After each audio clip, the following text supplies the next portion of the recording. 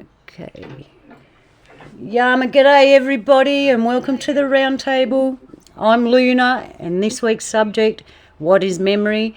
And sitting with us on the table today we have Sharon, Jules, Malia, Donnie, Naysay and Bernays, and our corner seat Polly will be coming later, I hope, because we miss him dearly. Anyway, so back to what we're doing. What is memory? I just forgot then. We're going to have some fun with this. What is memory?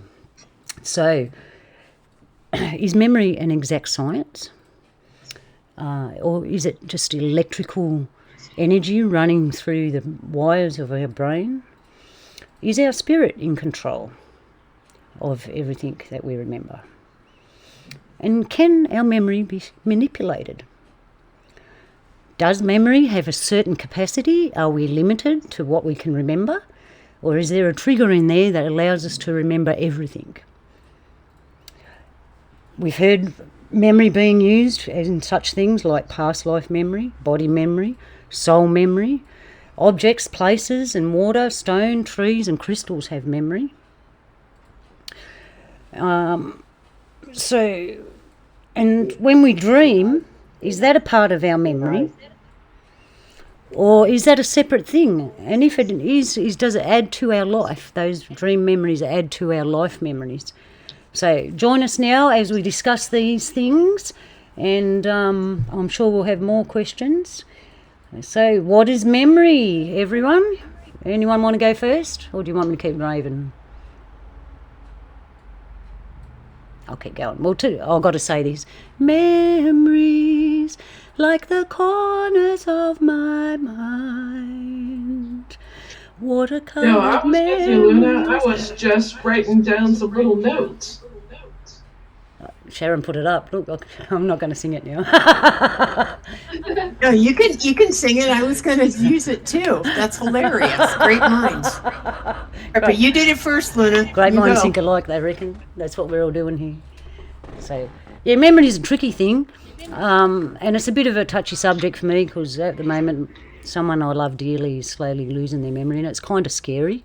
And when this subject come up, memory, which was donated by Polly, by the way, I thought it was a really good thing to talk about, knowing that it's a bit sensitive to me, but maybe it's a good thing and I might be able to sort some things out here and realise that memory perhaps is beyond our physical body. So, yeah, anyone want to jump in? The first thing that comes up when the general question, what is memory? Data is the obvious answer for me. But that's why I was like slow to start, is because the questions you were asking, it's like, wow, I haven't thought about that, or that's interesting.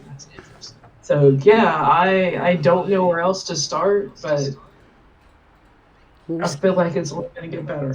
Do you think, we'll start with this, what do you think memory is an exact science? It can be measured by a machine and we can predict it. We know they can program us, but do you think memory can be an exact science, or it's governed by free will or something other, say like our spirit and creator?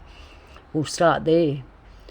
Because we know in the world they've done so many mind control experiments with memories, and they wipe your memory, and these drugs that wipe your memory. But one thing I've realised, people after a few years, no matter what they do to them, their memory starts to come back, and it might be splintered, but it starts to come back. So it sounds like a solid wall somewhere that's fed by something else, and no matter what you do to it, it can be impaired, but it'll grow back healthy like our bodies again. And perhaps once your mind's broken, is it permanently broken? Can your spirit fix it? And this is what I want. I believe that you've got your mind memory in your body, but your spirit also has a record of it. And if anything happens to your mind memory, your spirit's got the whole record anyway. Yeah. And I believe that's how it comes back, and can be healed if our life is long enough. Depends what happens to you. But I know science is master copy. interested in our mind, our memory. You just got to look up any, what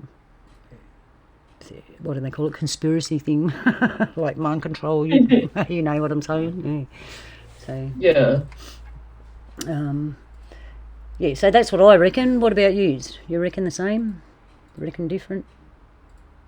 Some people might say that your memory is just why you're living, and it's like a computer, and it runs on electricity, and when your body's gone, that's it, your memory's out. But I find that hard to believe. There's rumours of machines they have where they can download you into a machine and put you in a new body. And if that's so, that means your memory's like forever lasting. Come True. on. Dang, I lost my train of thought. Everyone's got amnesia and we're talking about memory. Sounds a bit like my people. Spiritually, it would be amnesia that would erase memory. Looking back as memory, as data, we used to capture data in different ways. VHS tape, CD, vinyl LP. You like trying to replicate our memory in a physical way. Okay. So our spirit, like I said, I still think our spirit's in control. That's why we have past life memories in our ordinary memories. They seep through.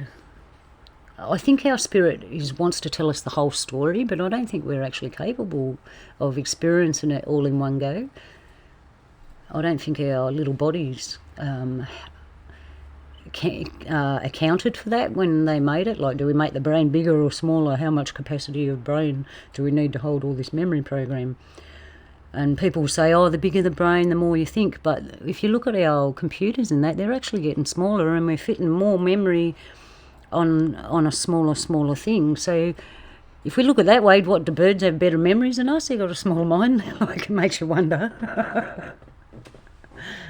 True. I can see that. Yeah, you know what I mean? And I think do, Una. I think they really do have a better memory. They're born, they're hatched, and they know how to build the same nest that their parents built, that their grandparents built, that until the last adaptation they built. So, in a way, maybe it is a better way that you don't have all the clutter of memory in your mind. Yeah, you got a point there, Bernays. You'd have a clearer mind. I find with my mind, it throws certain information out because it's not important. Using computers and that and trying to remember how to use it, it just chucks it back out and goes, no, this isn't relevant to your mind, throws it out. I go back to use it again and go, how did I do? I actually have a memory lapse. And I realise that I'm running out of room, I think. If that's possible. But they're the capacity. How much capacity do we have? You'd think the size of our minds would have unlimited capacity, but we don't. Our minds end up failing at some point, sometimes. Old age, you start forgetting things. So yeah, Bernays, you could be right. The animal kingdom might have a better deal than we have, whereas it only has the important things, and it's efficient in that way. But is it because I believe that we have our genetic DNA memories, that humans have the same thing. There's no junk DNA. I'm agreeing with Bernays. Yeah, I agree too. I'm not trying to change anything in the conversation here. I'm just saying that when you brought up the bird, I think of that because I see the birds in different places and they build certain nests. There ain't no training session. There's no college. There's no school. But that bird knows exactly what to do. The lion cub, he gets a little training. The bear gets some training. As you move up the predatory way, as you change the eyes on two sides to the eyes in the front, it seems like those need more training. and they seem to be the predators, and that includes humans. Well, I was thinking about that yesterday. I was looking at my lizard because they got eyes on the side, and he communicates like a cat with his eyes, like he winks at you and moves his eyes around. And I was thinking that your eyes are on the side. What difference does that make? That's a predatory thing. Is that what you're saying, Bernays? That's how I see it. Yeah. That type of vision is also probably predatory. I've never looked from a bird's point of view. No. But from 2 eyes forward, and I don't want Nesse come in and jump all over me for fun. But 2 eyes forward, you're picking up a different sight than you are from 2 sides. True. I need to look into that more, the way they see. I wondered if that would affect memory. Well, that's a whole thing to look into. I'm going to look into that during the week, into do the eye situation affect how look at the animals, because different animals have their eyes in different places, right? Yeah. Talking about animals and memory, you know the lyrebird that we have here in Australia? The lyrebird, I witnessed a lyrebird that had like 1,000 years of sound memory, and it played them all one after the other. And it started playing, first it played didgeridoo, clapsticks and men singing at a corroboree, and then it said a bit of language. And then as it progressed, then you heard a dog bark, and then you did a chainsaw sound as we got and progressed into where we are now. And this bird remembered all them sounds for hundreds of years. It was amazing. Well, I'll bring it back into the memory. When you have a strong memory, it's because of something you see, something you smell, something you hear. All your senses combine to your memories, other than the programming that they surely shove down us every day. Yep. Yeah, true. I mean, and odd, and it's not odd, it's coincidence that I'm just now getting smell back. I can smell certain things very faintly, but I did exercises the entire time that I couldn't taste anything or smell. And every memory that I had when I could smell something, that memory didn't come back as vivid and as clear. It was kind of muted. Yeah, I found a perfume that I used to use when I was a teenager, and every time I smell it, it brings back everything from there, the way I felt, how fit I felt, everything. I keep smelling it, thinking if I keep smelling it, I'll be permanently that way again. I still can't smell pine, but that's another story for another time. I don't think anyone can smell time. I mean, pine. I know what you're saying. I'm just having a joke. Oh, I'm for it too. I gotcha, Jules. Yes, you did. Well played. So what about you, Sharon? You're putting up some good information here in the chat room. And so what do you got to tell us, sister? Yeah, I mean, I thought about that song because I like that, because I think a lot of memory is like misty watercolored memories of the smiles we left behind, smiles we gave to one another, and can it be that it was also simple then, or has time rewritten every line? And I'm thinking about memories and how it's so easy to be in our shoes at the moment, and what triggers things, and what memories we enjoy thinking about and what memories we don't. And no, that's okay, Bernays, don't worry. But I was also thinking that touch, smell, events, music, words, and food trigger memories as well. Right? All of those things trigger our memories. They do. The other thing I wanted to throw out there, you guys brought up a very good point, us versus the animals.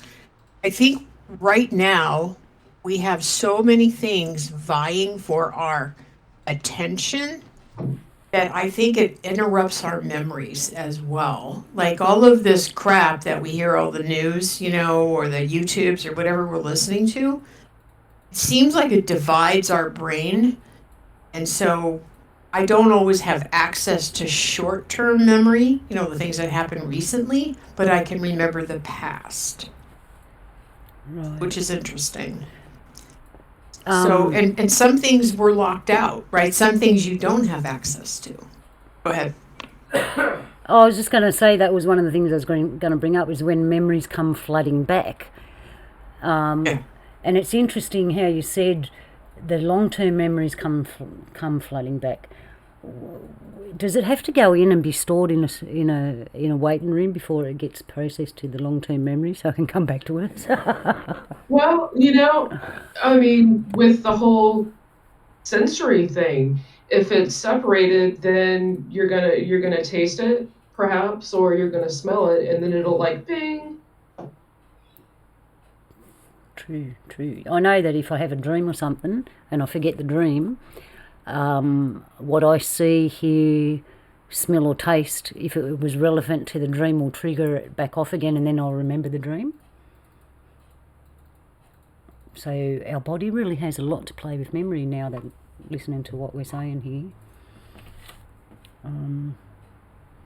And the other thing I want to throw in there, Luna, is that I have noticed if my memory gets really bad, if I do puzzles, if I focus on puzzles and I focus on mind games, nice mind, not on the computer, but with paper and pen, and I do puzzles like crossword puzzles, and I bring in another, because at one point I thought I was losing my mind, so I started doing puzzles and word games so that I was forced to think of words and forced to spell them.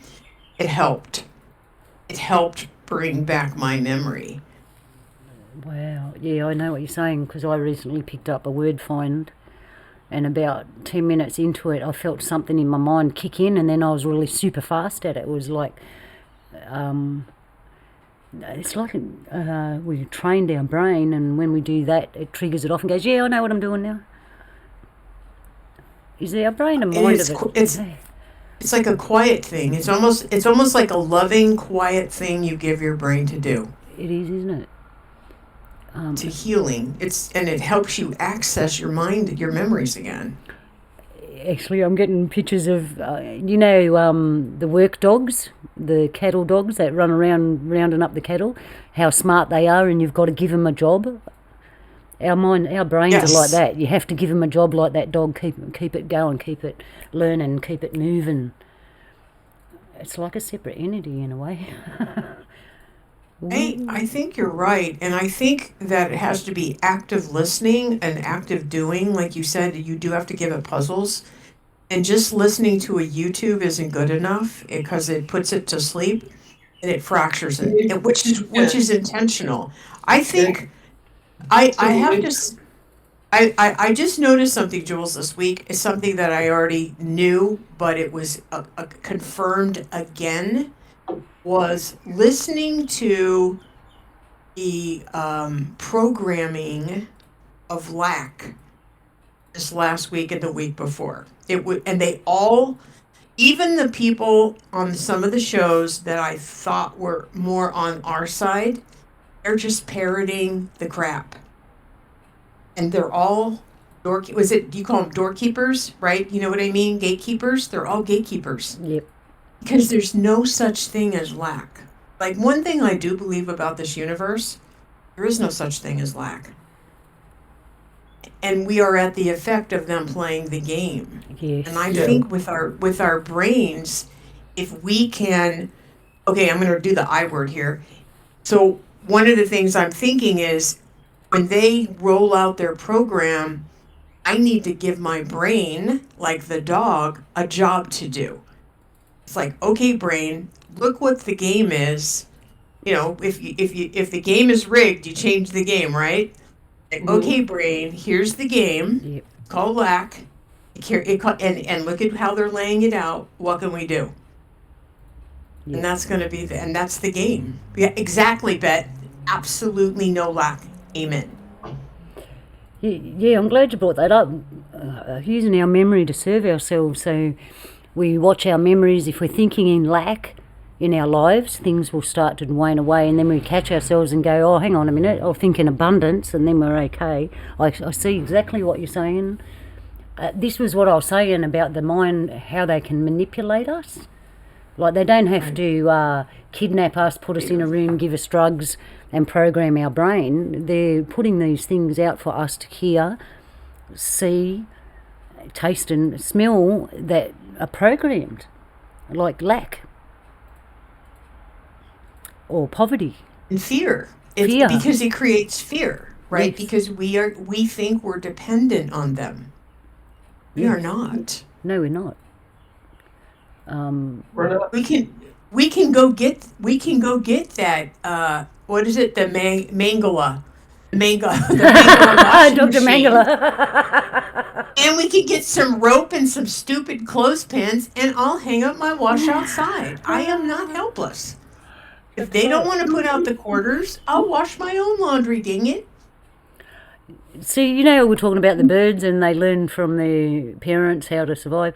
We have too, I'm sure, in our DNA, and we'll go to DNA memory, we remember all our ancestors washing clothes by hand. My ancestors actually didn't wash their clothes, but never mind, you know what I'm saying. The old ancestors. Yeah. You know what I'm saying. The convict ancestors would have. Washed our clothes, we would have had that in it. I really believe if you let us loose and we sit there long enough, we'll go, hang on, I remember how to do this, I remember how to do that, and we'll all figure it out. We're not that silly. Our memory... Luna, I already did this when I was young. I know how to do this. It's not hard. Yeah. It's a lot of work, but it's not hard. It's not impossible. It's not brain surgery. True. Yeah. It's cheaper. I mean, I would start saving money. Yeah, Donnie just said we only had our birthday suit. That was easy to wash. Amen to that, Donnie. I'm looking at that like everyone's got a phone, right? So you can't go anywhere without your phone. How would you survive? You can't have lack of communication. Like, there's panic already there, and I'm starting to realise how they have manipulated our memories because they can't remember a time without phones. Or a time without a washing machine. And I got a new washing machine a few months back, and it is full of so many gadgets. It makes me think I can't live without it, because how am I going to wash them clothes exactly the way they need with the delicate cycle and the cycle for the blankets and the cycle for this, and it's like, I can't live without a washing machine. Well, that's not really true.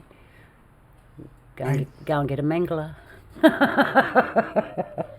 And for those that don't know what a mangler is, if in the old days when they used to do hand washing and they had those two white rolls that you feed the clothes through and you turn the handle and it squeezed the water out, that was called a mangler. Okay. So yes, our memory is being manipulated at the moment into lack of this and lack of that. What else? They're also training us by going inside. You're allowed outside now. Go back inside. So they're giving us a memory training there. Do you know what I'm saying? Yes. So there's more coming, people. So be aware. Right now here they're giving us a rest, and they lifted that you don't have to cover your face up anymore, which is going to be a shock because you can actually see people. What's that saying? The Lord giveth and the Lord taketh away. Oh yes, yep. And that's the game they're playing. It's like we're the Lord, and it's like not on any day. Puppets. Yeah. What's going to happen in my mind is they're going to play this game one too many times, which they're already doing, and we are already going off the grid. The more that they destroy jobs, take away food, the more that we come up with excellent solutions, we don't need them, we won't go back. That's this is the risk you play when you play this game, is that you won't go back. It's like if you have a boyfriend or a girlfriend plays this game. We've all done the dating game where you be an asshole for a couple of times. Well, eventually the person dating you goes, "You're a jerk. I'm out of here." I'm not going back. Right? Yeah, exactly. Exactly. True. I don't need this. True that. And as for memory, I think people are starting to remember. They've had time to think.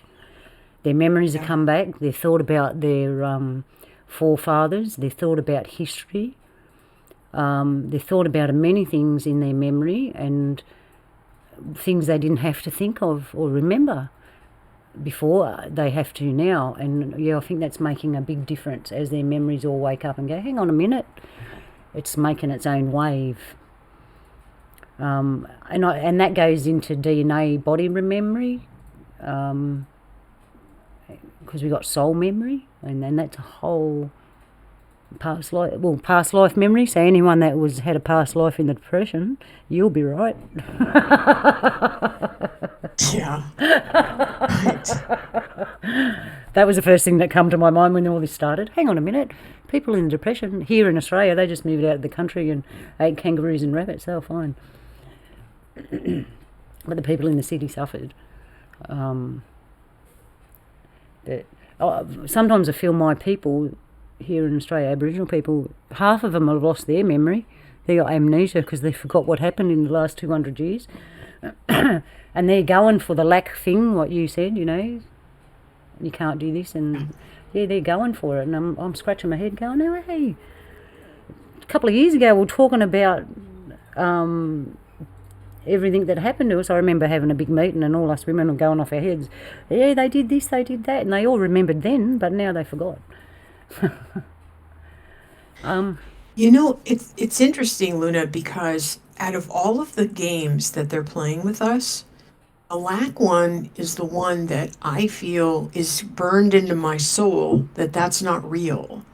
It took me a very long time to be convinced that the universe was full and there was no lack, but I got there. Do you know what I mean? Like, how some messages are burned into your soul, or however you want to say that.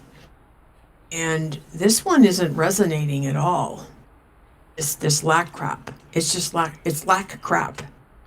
And those of us who've done any kind of metaphysical work or anything like that, it's almost one of the first lessons we learned. So it's bogus. Yeah, anyway, I just wanted to say, I'm talking to the choir here, and I apologize, guys. No, you're so right. You're so right.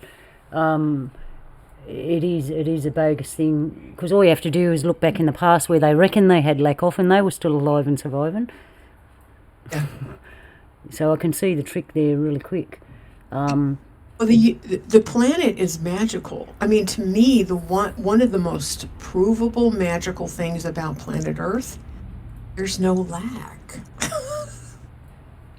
Anyway, that's how I see There's Earth. abundance. Yeah, there is abundance, and you got to know how to draw it to yourself. Well, thinking in lack will draw the abundance away. It'll push it away. Right. Thinking in lack. So that's what they're doing now. They're slowly scaring us, because notice they started the lack of food last year, but it actually hasn't happened. But we're only just starting to see the shelves be empty. So they've programmed us for 12 months, slowly putting that lack in there. And then they hit you with the job. Oh, Dom, you can't have anything. Lack again, everything's lack. Now, actually, when you just got to put your mind to it and have a look. And, I was wondering the other day, when you see movies about, or pictures or little film clips about the 1900s, late 1800s, they'll tell you that back then everything was a lack of, People were poor, there was a lack of food, lack of clothes, lack of this, lack of that, lack. And I was looking at it, I'm thinking, if there was so much of a lack, how did we get to where we are then? Right. Because it was built upon, like it grew, it was growing the whole time. Yeah. And I think how can I put this? A lot of the films we see from back then, and a lot of what they tell us is fabricated to look that way. And I think what's happening here now in the world, they're going to do the same thing. They've taken a heap of films, a heap of broadcasts, and 50 years in the future they're going to play it back to the populace saying this is the memory of that time. And if any of us alive we were going, that wasn't quite like that, we don't remember that. That was there, but it wasn't quite like that. Yeah. Playing on our memory. And I mean, back in our grandparents' day, they had victory gardens. They had gardens. And one of the ladies that her grandson did all of these YouTubes, and she actually did a depression cookbook. And she talked about they didn't have a freezer. So she lived in a place where it snowed. So they put all of their food, like we would put it in a freezer in our refrigerator, they put it outside in the snow. And that was their freezer. They had fresh peppers. They made bread. She made bread out of salt and flour and water. Wow. Delicious bread. Wow. I mean, it's all doable. And she said we were fine. She said we made bread every day. We had delicious fresh pepper, fresh peppers. And you just put them in butter and cook them, and they're delicious. We had one egg, and we all shared it. She goes, we did not starve. Wow. It shows you how much. It's amazing. So her, her films, her story, she filmed it when she was in her 90s, and her grandson did all these YouTubes. So you are so correct that, again, there's a will, there's a way. Yeah. And just as you're talking there, I'm listening to what you're saying, and they're flashing at me going, on one hand, they're telling us to buy all this stuff and waste it, and on the other hand, they're telling us there's a lack of. Because they want you to consume still, but they're pumping your brain with lack, but they're going consume, and it's like, hey, I just saw it then. They're tricky, aren't they? Manipulating our memory. How close to the end of this little game do we have to be that they are that close on their message of opposites? By, oh, we don't got it. By, we don't got it. It's got to be pretty close to the end. Yeah. Yeah. Took my local store 2.5 months to get in Gatorade Zero. Knowing that they just don't have it on their shelves. Other stores have it. Yeah, right. Yeah. Mm-hmm. Yeah, I just been shopping around a bit. I realise what I can't get one place, I can get another. It's like they're tapering their products, but they haven't gone. They're still there. Because a lot of people are ordering online and they're still getting their products. Yeah, there's a bit of a trick going on here. Bit of a trick. So I think so much of it is marketing. It's FUD, fear, uncertainty, and doubt, right? It's a marketing strategy. IBM used it. It's an old one. It's not new. And when you're the big dog on the block, so the government, for the moment, is the big dog on the block, and they make everybody hop too. And that's what they're doing. And I think, again, we have another opportunity here to not do that. And going back to the subject of tonight, let's give the dog a job, our memory. Keep the memory, yeah. Let's put it to work. Yeah, exactly. Yeah, exactly. I like that. I'm going to use that this week. Let's give the dog. I like dogs. Let's give the dog a job, and that's my memory. Yeah, exactly. A puzzle. Give it a puzzle. So we know our mind has memory. What about our body memory? Now, that's a whole realm, like people get some body parts taken off, but their body still remembers that part, and it's as if it's still there. Like phantom limbs? Yeah, the body memory. When we go through trauma, our body stores its own memory. So in your head, you might have sorted out the trauma, but your body's still carrying the memory of it, and you've also got to clear the memory out of your body. And that can cause sickness if you don't, because your body's holding on to the memory. So for an example, I'll give you an example. I knew a lady, when she was a young mum, she was subject to abuse from a partner, and he would hold her down from where your bicep muscle is. He'd hold her there like that and push her down on the ground and hold her. Now, once that relationship was finished, and years later when she got older, and she put on a little bit of weight, as we all do when we get old, or some of us do, and where he used to hold her on the biceps of the arm, the way the fat started to grow around her arms, you could still see it was cut. How can I explain it? So the arm would go along and then it'd go up and make an indentation exactly where he used to hold her on the bicep of the arms, and both arms. And that's how the underarm fatty flat that all the women get, it made the shape. Yeah, it had an indentation of his hands on her arms. And when I saw that, she's happy and moved on from that, but her body still remembers. She never took that memory out of her body. And so much so that it grew that way. The flappy bit of her arm grew with the indentation of his hand. When I saw that, I just thought, wow, that's body memory for you. And that's easy cleared. Like, there's different things you can do to clear your body memory, as simple as sitting down saying, I love you, body, I'm going to help release this, and you just tap and shake it out of your body and then replace it with love. It's that easy, but we're not taught that our body holds memory. We're only taught that our mind does. That's very interesting. Sorry for being so quiet all this time. Hopefully my internet will stay going green so I don't fade out on you guys. But I wanted to add to that because what you were saying, Luna, and about memory, the loss of memory, what we commonly know as Alzheimer's, or the loss of memory when we get old.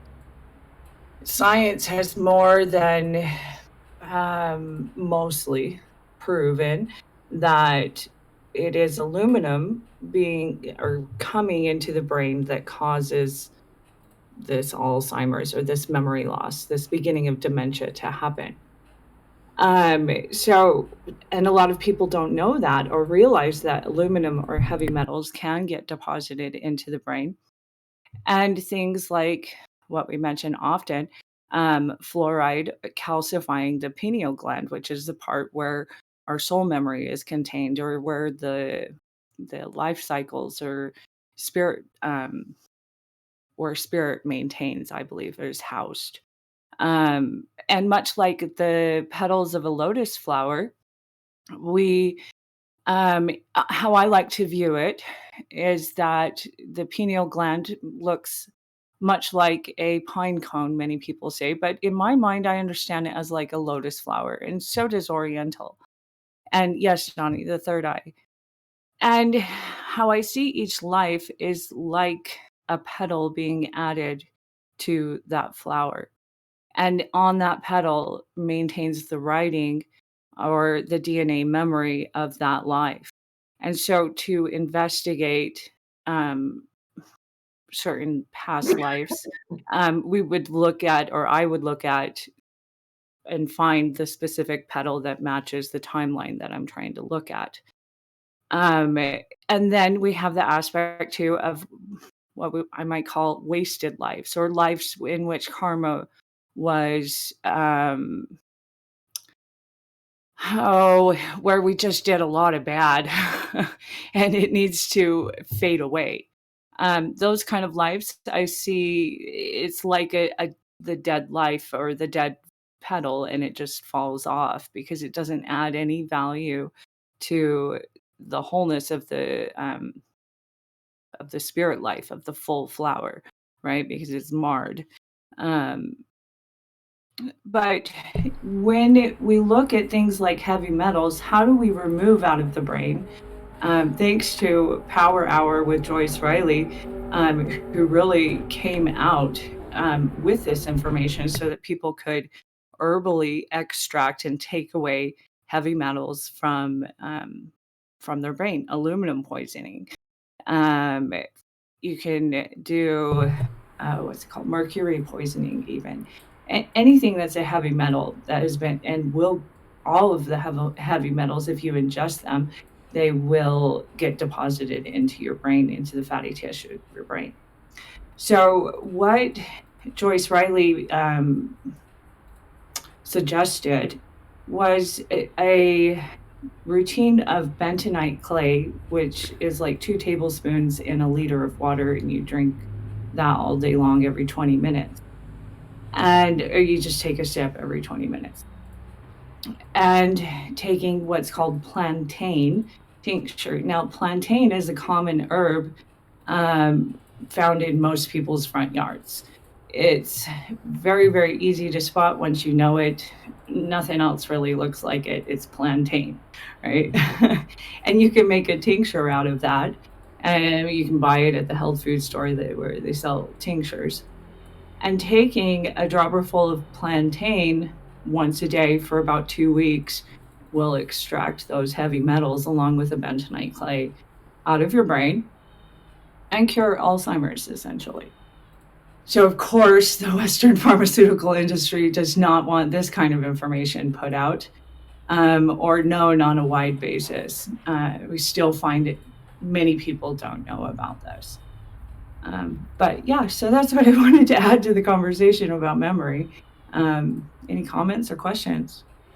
Yeah, could you tell us a bit more about soul memory? Soul, spirit memory. Yeah. Well, let's see. One of the most recent spirit memories that I visited was in the 1800s. That correlated to my own life, but also trying to figure out how or where in the past all of us in this group have come together before. Because what we're finding in this time, and the Maya said it too, that beginning in 2012, the soul tribes or spirit tribes, people that have continuously found each other in the past to impact history, will essentially find each other, though they are seas apart. It will be this massive miracle, is how they described it. Basically, in so many words, right? Big, huge, long book and codexes about this time period from 2012 till now, essentially the end of 2021. So by the time we get to December 22nd of this year, supposedly our soul tribes are all supposed to be found gathered together.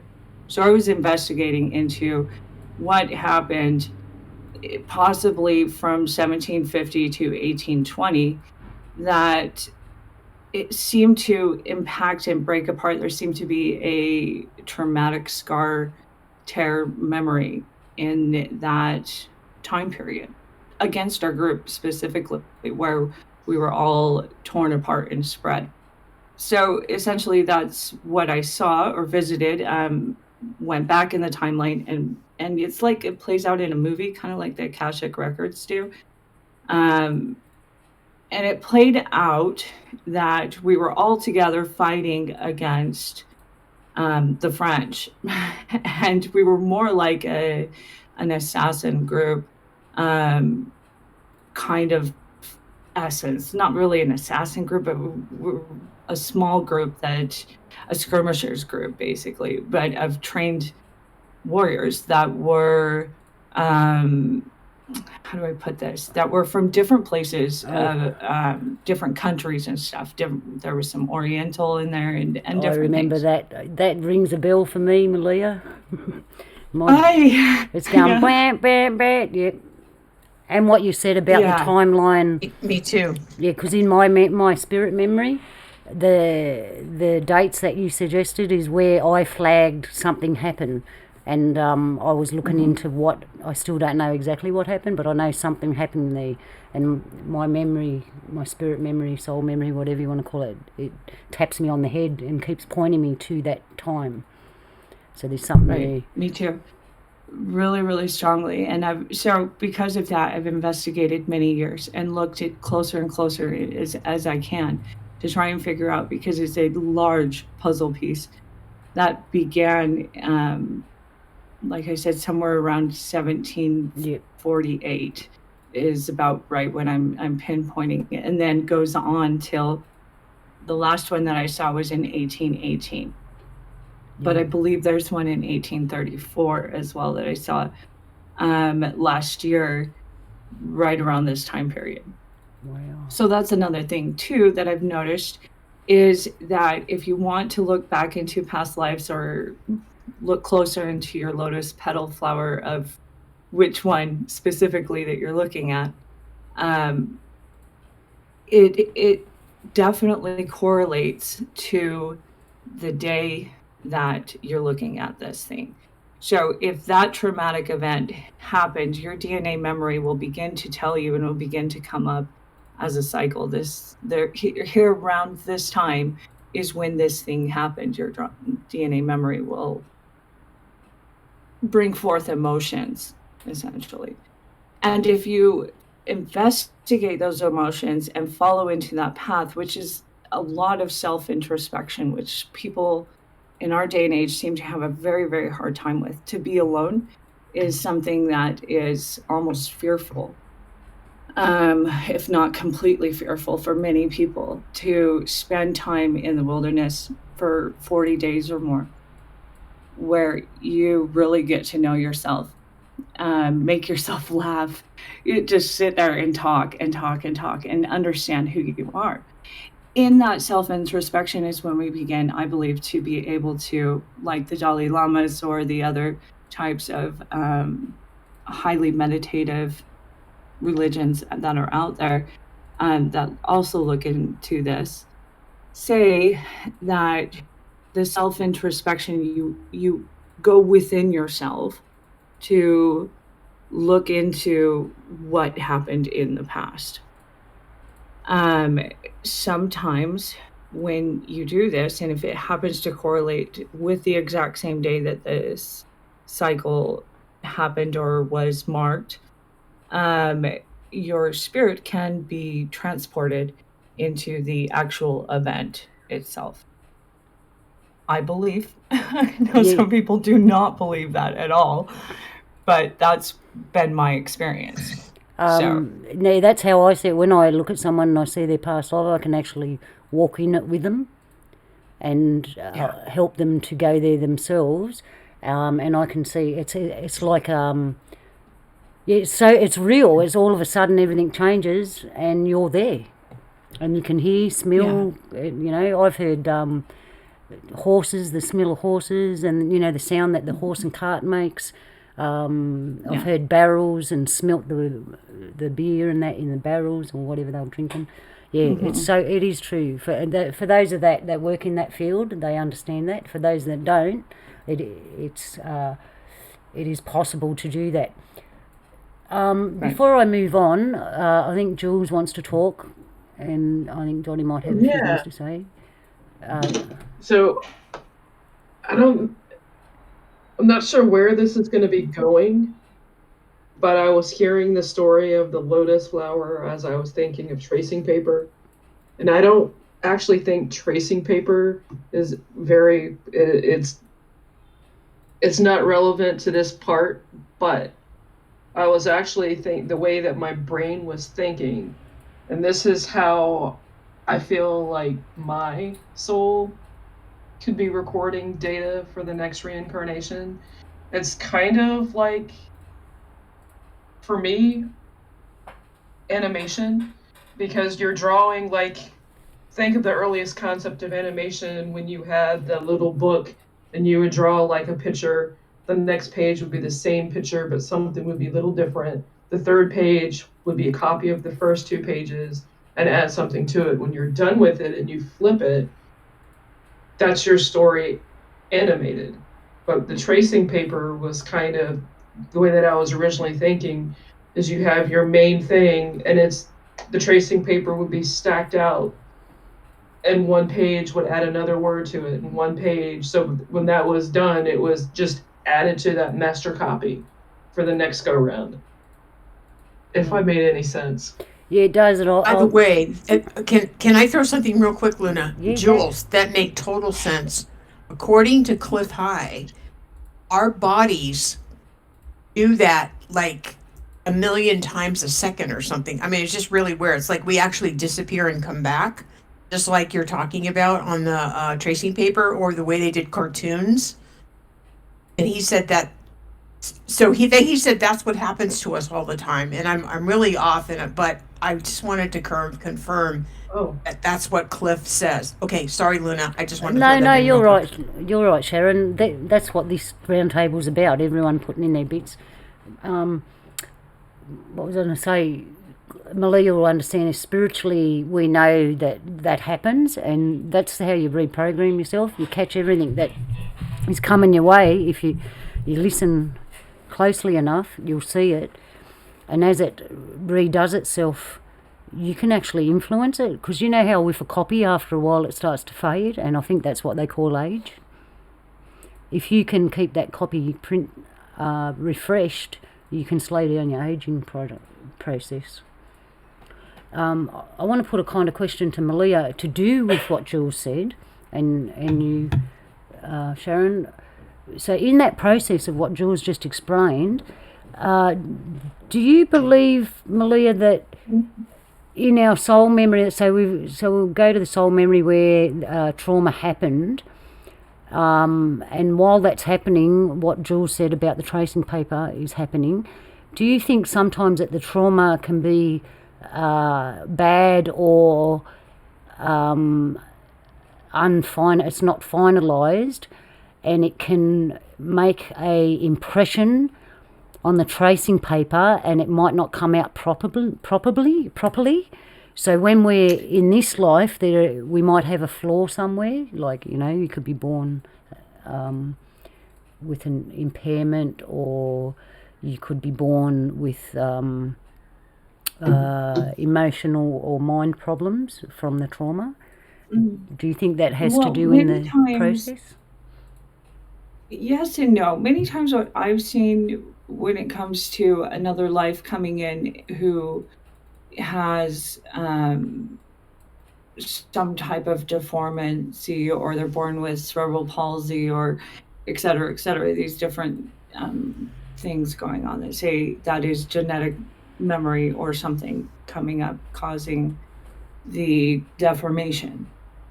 What I've seen in the spirit happening is that the life prior that person lived, they karma has, I use karma as a super general term to just basically describe the difference between positive and negative and neutral, and the balancing of those yin and yang. And in this, we find, that in their past life, if they were specifically, each of these universal laws, if you were very, very greedy, and because of that, many people were hurt, then the effect on your body, greed affects lust is the heart, greed is the stomach or liver, one of the organs. I can't recall right off the top of my head, but each of the 7 sins affect one of the 7 organs, or the 7 egos that man battles. The person comes back in their next life with a battle specifically on that organ, because of the past life not correcting things while they were alive. And so they're required to live their life with a heart condition, because they, in the past life before that, caused great pain in other people's lives because they were not able to conquer the lust serpent, et cetera. Now, this is what the Maya believed, and it's what I've seen in the spirit happening. Take it with a grain of salt. Of course, it's just my opinion. Yeah. But That's all right. yeah. When it comes to the traumatic cycle events, I see that separately, because it was something that impacted history. And because of that, many amounts of negative entities came forth to work their magic plans, et cetera, against the group that was positively impacting the history to a point where it was changing the timeline for good, where good was winning. And these Malachian worshippers, all these terrible things that these things do, are the malevolent ones, the powers that should not be, um, were worked together to break apart this group. So we're talking Crowley was involved, the different magicians of that time, that like Da Vinci, going before that, and Columbus was involved in this. Chris Colombo was an extremely famous magician. Much of that is hidden, and you can't find information about what kind of works that he was involved in. But it was very similar to what Crowley and of that time, spiritualists, they called themselves, or even the unseen ones. Now, these entities started to intermingle into that one group and brought the public demise of the leader, of the captain of the group, to total ruin, which broke apart by emotion, essentially, each one thinking the other had done them wrong.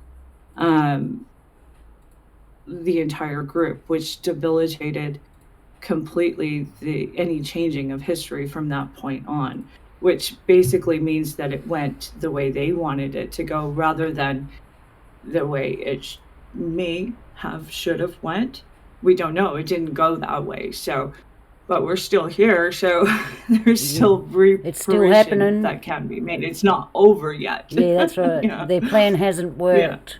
So I'm just reading in the chat room here. We're still finding each other, yeah.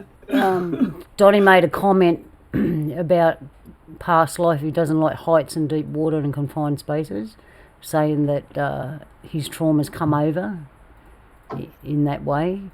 And what do we got here? And Sharon, the memory flip influence our memory. You want to talk about that? One of the things every time Cliff talks about, and this connects to what Jules had said, so in between those microseconds that we disappear and get rebuilt, right? Or we reappear or we're rebuilt. I think it's almost like Star Trek, where you get into that thing where they send you, up Scotty, beam me up, the beam thing. And you kind of get disassembled and reassembled, but it happens so quickly. So what I was thinking is this why our thinking impacts things? Because of the power of our thinking in between the disassemble and reassemble, even as fast as it is, does that start to influence the changes, right? So we do have power. This is where our power comes from. And they don't tell us that this happens to us. So I thought before Cliff started saying this, that I was just here. In other words, I get up in the morning and nothing, it's just me, right? I get up and my body's me and I'm not, blipping in and out because I don't notice it, right? But every time Cliff talks about that, I just think then my thought process or the Mandela effects or whatever we think reality or time or any of that can scoot itself into this thing, right? And in between these motions, and that's where our power comes in. And this is where I think we can influence. I think if we all realized that this was happening, we could certainly take our planet back very quickly. The other word I want to throw out here is the word parasite and parasitic. I think that we are going to be working on those words, like those entities. When I think about the puppeteers, I'm starting to think of the word parasite and parasitic. But are you guys right? And so I'm just saying that's the work we'll be doing, is working on that. We are the hosts of the parasites. The parasites have been working very hard but they're overstepping now because they're killing the host. The host we can't really do this anymore for them, right? We're done. We've given at the office. We're all done now. There's not much more to give. True that. And so maybe all of this memory stuff, like you were speaking about, the past, we've been warriors. And I know we've said this many times on the roundtables, we're coming back together to talk, coming back together to share. We're coming back together because this is the time we need each other. And maybe we did do this before. Maybe we were on Atlantis and we did this before. And, People that I listen to that are very spiritual are talking about, hey, maybe you were on Atlantis. That quantum business guy, very spiritual man, has been talking a lot about the Akashic records. And he said, maybe you were on Atlantis with me.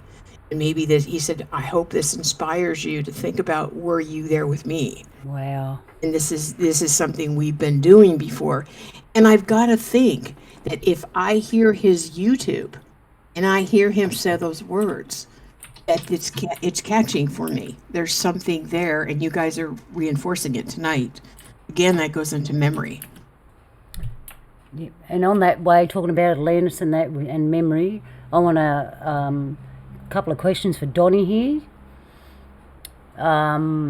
We know that objects, places, water, trees, stones and crystals hold memory too. And in the conversation we just had that's spanning the timeline, we've had these things periodically in our journey to help us because we know they hold memory. And they've served us like that, and they give us the memory back. And what I want to put to Donnie, in our culture, we have a lot of that. We know those things, and we still work with those things. And I've got two questions for you, Donnie. You can answer whichever one. The first one's a bit about past life and your refined spaces and that, and how that feels. And the other one's about some of our objects that we use that hold memory, like some of the stones people have heard that hold memory, and or beings, which is holding a memory, a whole life being's memory. Do you want to talk to us a little bit about that? Either one, you can talk about the past life first, or what we use, their stones and that holding memory, and places holding memory. Donnie, please. You got to unmute, brother. Donnie, he's gone walkabout on me. He's gone walkabout on me. Here he comes. No, I didn't. No, I can't really give you too much details on past life memories, but I just know that through that past life memory, I am frightened of confined spaces, heights, and deep water. It's always been in my memory. And the smell of black powder. I can still remember that. That was the most closest life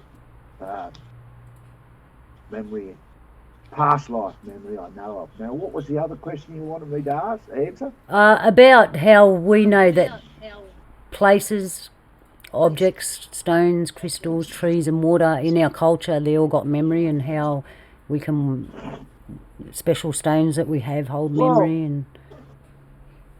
Well, everyone has that, like in an object.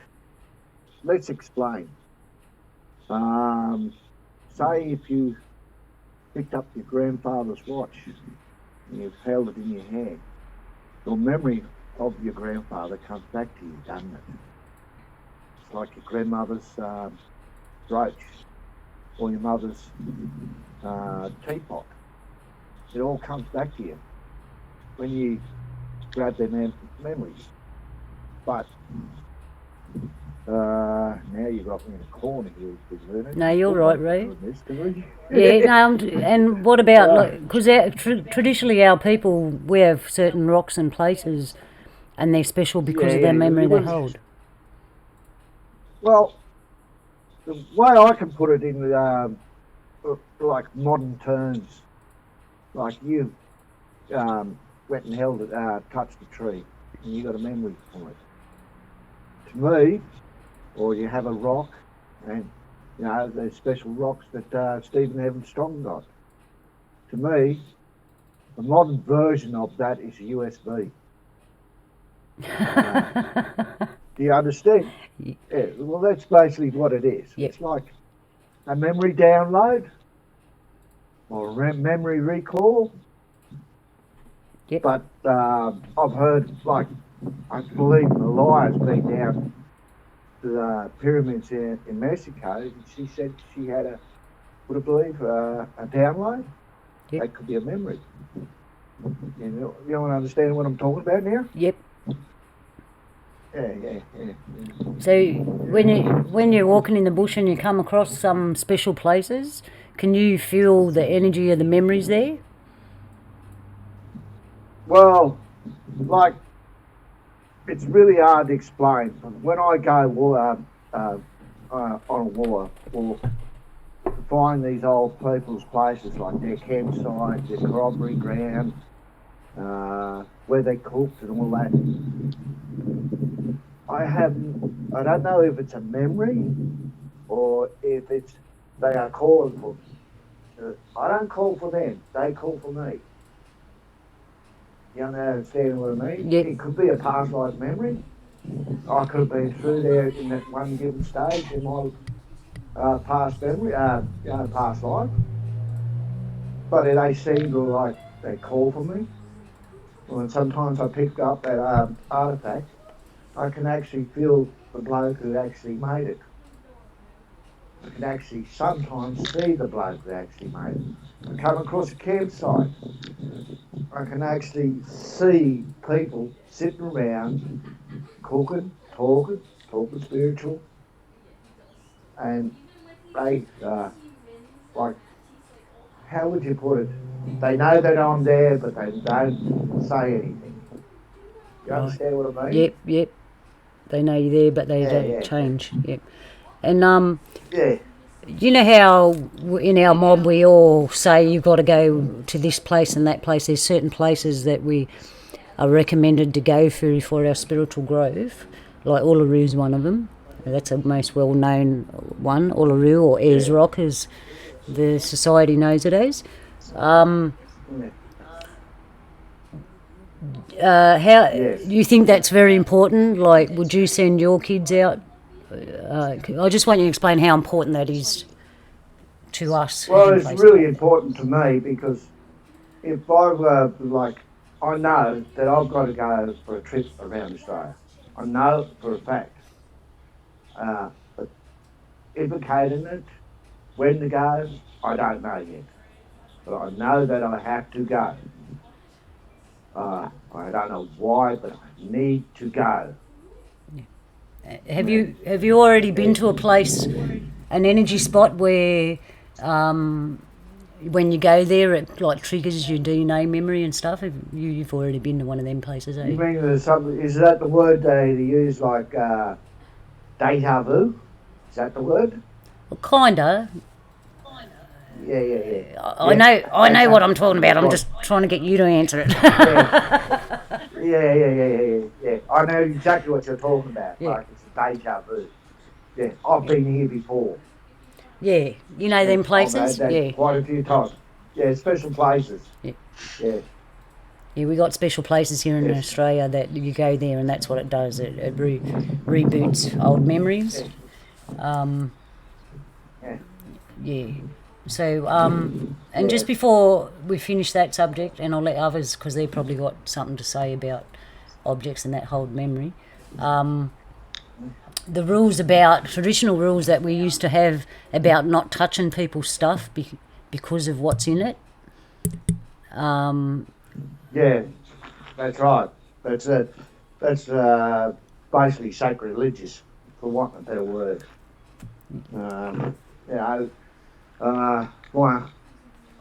I'll explain it to the way my uncle used to say. He used to say to me, one man, one dog, one man, one horse. In other words, it was his personal stuff, you don't touch it. And do you think it's possible that say one of those people is a magic person and you touch their stuff, that it could be detrimental to you? Now Because that's sacrilege. the memory, Yes. the memory in it, You got that right. Yep. yeah, the memory in the do not object touch. could have harmful effects on you. Yeah, so you Yes, agree? it does. Yeah. So there you Yes. go. That's why we're so have such harsh laws, because we know that memory can be instilled in an object, and you wouldn't want to touch someone that wasn't a very nice person, or you wouldn't want to touch something off someone who had knowledge that you had no idea about, because it'll blow your mind away. Yeah, it's like that Sharinga stone. Now, the memory in that Sharinga stone wasn't for me. That's why I walked out of the room when he uncovered it. I could feel, the energy of that stone coming at me. And I wasn't, for want of a better word, qualified to take that energy. So I walked out. Right. And do you Walked think out of the room, went outside. do you think that was dark energy, or do you just think it was incompatible? It's like AC trying to fit it into a DC socket. It was incompatible, yeah, right. So it wasn't necessarily a bad thing, it was just not the right thing. Yeah, Right. yeah, not the right thing. Yeah, because I've come across energies like that, and they said to me, just because the energy's strong doesn't mean it's negative energy. No, And the memory in it is just uncompatible. it's not all bad energy. So-called bad energy is bad energy. It's just not compatible with you. Right. Someone else's memories. Yeah, Yeah. yeah, it's somebody else's memory, and that's got to be passed on to a qualified person who knows what they're doing. Yeah. That's why we have ceremonies. That's why we given knowledge, use this like a Sharinga stone. It's hard to explain. So would I be correct in saying, like, we'll bring it a bit together now, you have a soul that's walked through time. Each time Yes. they've done the same thing, had the same kind, say a boomerang, same kind of boomerang each time. We come across this person's boomerang 50 years later laying on the ground. When we pick up that boomerang, we're going to feel everything or transfer, the memory will transfer to us of all the magic things they did, or the business they did. Would you agree that? Yeah. And that's why it's so important not to pick up stuff sometimes. Yes, that's right. That's why we have smoking ceremonies. When you go on country, you get smoked on and you get smoked off. Because the memory of that boomerang that belonged to somebody else is transferred over you. And that could be, like I said before, trying to put an AC socket into a DC socket. And it might hurt you. You understand what I mean? So that Before memory we get, doesn't. What was that, I Jules? was gonna say, before we get more deeper into this, can I just add just something and take it for what it is? But you can definitely, objects, stones, things do have data, do have memory in them, and those powers that come out of a town in Hollywood, which is a magic wand. They, in almost every franchise movie or any movie, when somebody picks up something and there's that flashback in their memory, it's there. They're putting that things do happen, but definitely, I mean, why emphasize that so much in all these movies if there's no truth to it?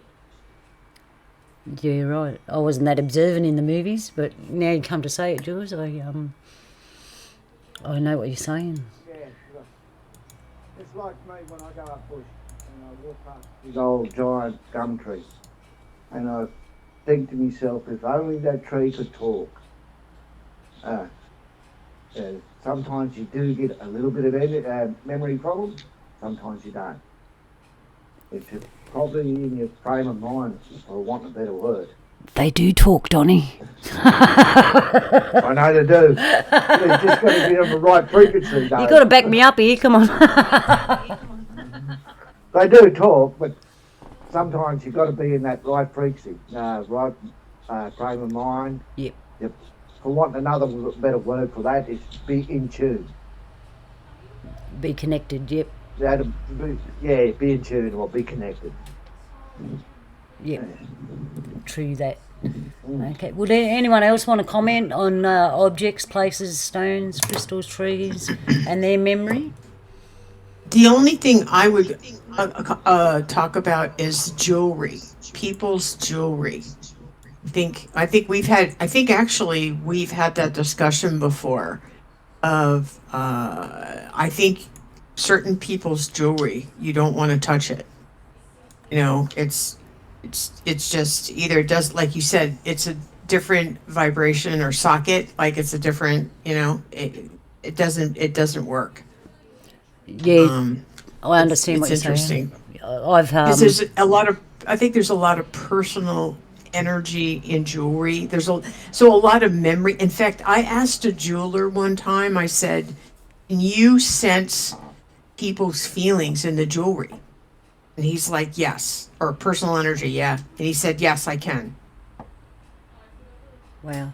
So, yeah, it's like being a real estate agent in homes. Well, there's another thing, homes.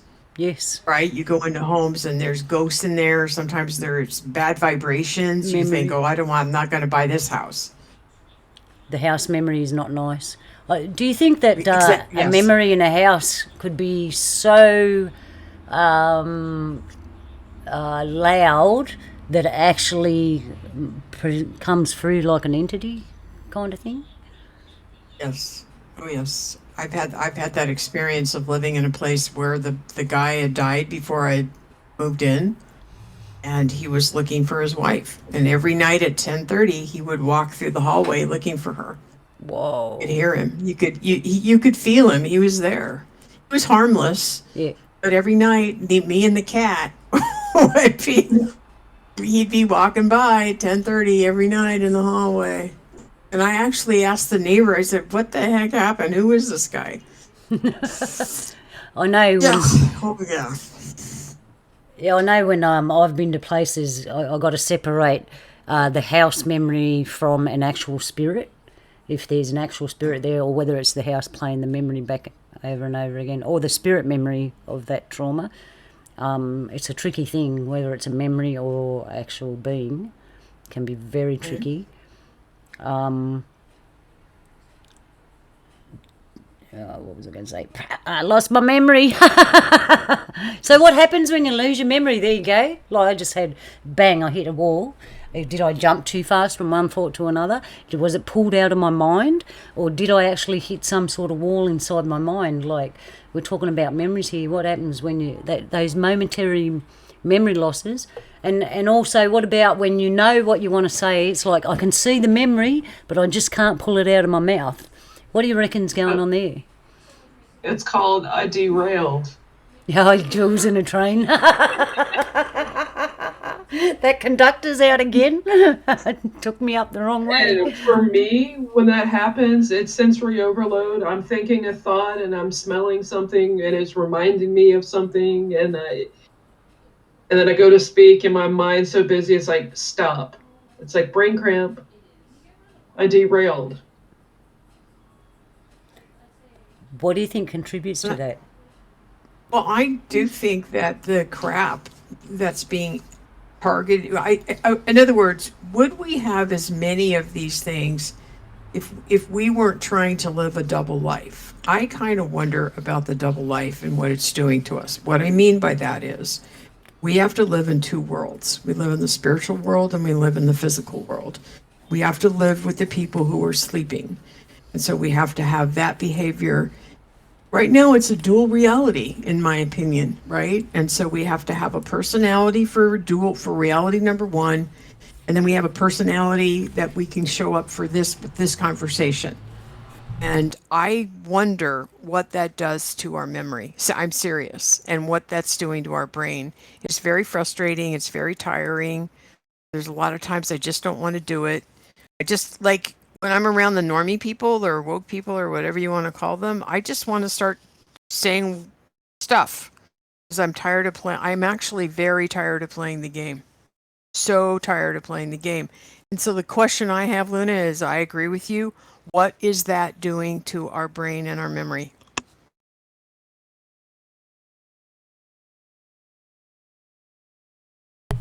There's that drifting there. You got a point. Yeah, that moment of silence, that's really well strung together, Sharon, really well. That's the first one for this show, the truth silence. I love it when they pop up. So what I wanted to talk about too is our dreams. Like we dream and we have dreams, and then we go, I remember this dream, I remember that dream, I remember this. But that's just a dream. That's not our real life. And how does is it the same thing? Are our memories from our real life and our dreams that like just one long day? Or do you think our brain has a compartment where it goes, no, that's dream and that's in the energy base level and this is reality? And obviously some people who lose the plot a little bit cross over and their dreams and reality can blend and they don't know where they are. Like, how do you reckon that part works with our dreams? Isn't the dream... Sometimes I think it is real. I think there's some kind of reality going on. There's something real going on about it. But I also wonder, originally I heard dreams were a way for your memory to make sense of the events and puts it in a different dynamic or wants to send us. I think that dreams often are subconscious trying to speak to us, because my subconscious has a way of, and so I don't know where that comes in. Does the subconscious have a memory? Does the subconscious remember everything? Which part of your brain is like the computer that downloads and takes films of everything?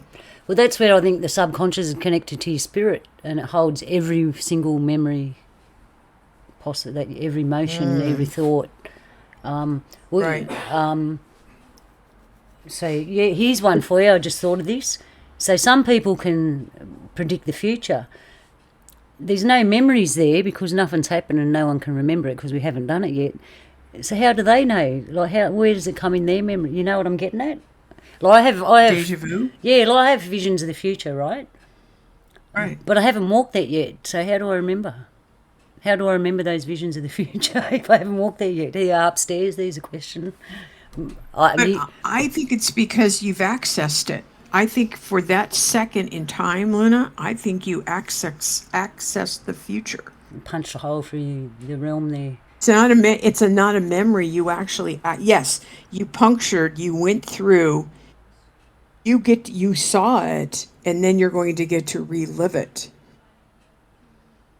You grabbed it. It's almost like you grabbed something. It's like you grabbed something from the carnival, but you hadn't gotten to the carnival yet. Yeah, gotcha. You grabbed it. You reached through and grabbed the cotton candy. Like, oh, look at this. Yeah, that realm's funny when you're gifted in memories because I can actually look at other people and see their memories.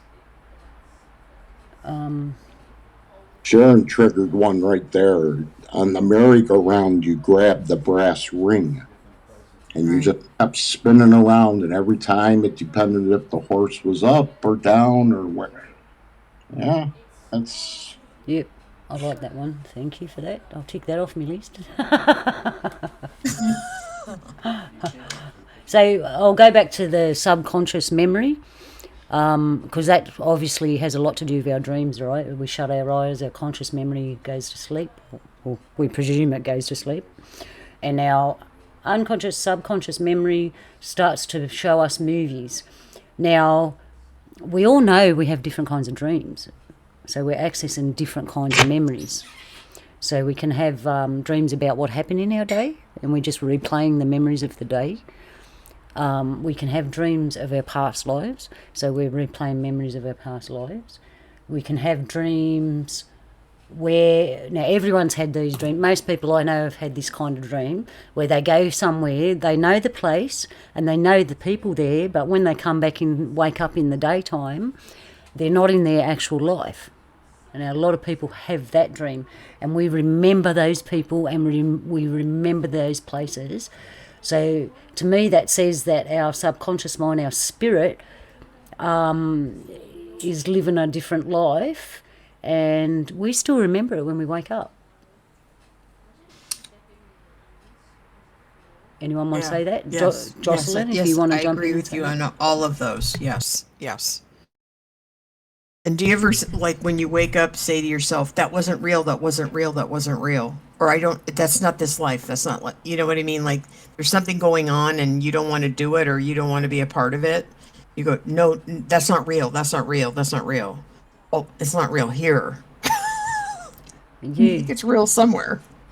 Because there's a barrier there of reality, right? There's something there, there's like a thread into our dreams, past our conscious mind, and it's like another life, and we have memories just the same, and feelings, because I've woke up crying from some of them I had, and I wake up crying, what am I crying for? Oh, that was in there, because we go in ourselves when we do it. Do you think we actually access, I don't think we do, but what do you think, access the whole memory of that time? Or do you think we just chuck it in our brain and continue our day? Or somewhere in us is churning it over? Can you explain a little bit more what you mean, so, what you just said? So you've been asleep and you've had all this stuff happen in your sleep. Some people even say they've been away and they've worked all night, right? And then they wake up and they continue with their ordinary daily reality life. Do you think that their unconscious mind, their spirit, whatever remembers all that, is still digesting what happened in the dream while you're living your daily life? Yes, I do. I think so. And I think even if I don't remember the dream, snippets of it will, or I don't remember necessarily details, but snippets will show up and I'll get a quick snippet. It's like, wait, that was in my dream. Wait a second, I dreamed that, But I can't grab it because it's... Did you ever see that show where the guy was living two lives, and when he went to sleep, he lived one life, and when he woke up, he lived another? I remember my husband watching it. But I can't remember the name of it, but he no matter what, whenever he went to sleep in that reality, went to the next reality, and all these, but he had the same characters in these realities, but different things were happening in the two realities. Yeah, it was the crossover. Wow. It was really fascinating, and that's kind of what we're talking about right now. He never got a break. He never slept because he was always going to these two realities over and over and over, right? 12 hours in one and 12 hours in the, however long he was awake. Yeah. But you were tracking on the show, you were tracking the two realities with him. How would that be for your memory? That's what I mean. How do you know one memory from the other? I ate Vegemite on toast this morning when I got up, but I also ate Vegemite on toast in the other world, and I don't want any more, because my body's saying, when I look at it, going, I don't want none of that, I've had enough. And I think, but I've only had it once. And it says, no, you had it when you went to sleep as well. Wow, that's crazy. Well, do we really know how this matrix works? I mean, that if I haven't learned anything in the last 2 years, I think I really truly do believe at this point that I don't understand necessarily what we're living in, but that it is truly a matrix of some sort, and that we're walking through something extremely significant, and what I do matters. At least to me, right? What to me, that the choices I'm making right now seem to be very important.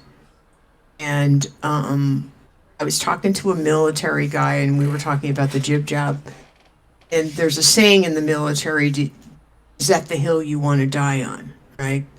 He was talking about the jib jab because he's in the military and, the whole situation. Yeah. And his wife said to him, is that the hill you want to die on? Yeah, right. And That's a good point. I like the way that was put, is that the hill you want to die on? So I think right now we're all looking at the hill we want to die on for whatever reason. Yeah. And I have not had to do this in this lifetime until now. Yeah. I mean, think of it in these terms. Look, even through my past life memories and that, I've fought battles like Malia was saying earlier. That group that were like a militia. I remember that. I remember because I even speak about it. If you've heard me speak before, and I'll say stuff about warrior-like stuff. Oh and, yeah, yeah. That was an amazing experience, Yeah. and it was one of those where I entered into my past life body, and could smell, could see the horses, everything. Yeah. Yeah, I remember that. Hang on, I'll just catch that dream. My train went. Jules, where's the ticket man? Get that train. I was scrolling because it. Never mind. We got to have a talk to them 20. conductors. 2 minutes, ma'am. Thank you, sir. That was the conductor voice. I wonder if it's like that. It's like there's a conductor, and then there's all these train tracks for each person has their own travelling route, obviously. And we go left, we go right. Do we stop? What happens if it loses train? Is that what's really happening? Actually, we'll go back to the dreams and sometimes I wake up in the morning and I go, there's more than one of me. One lives here, one lives there, and one lives on another plane.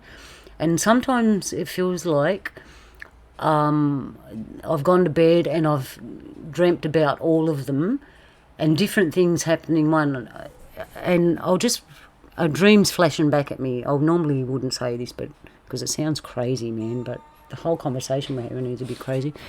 I remember waking up one morning and I had 2 dreams in the one, and it felt like the 2 me's in another world. In one world, it was more progress than this, technology-wise, and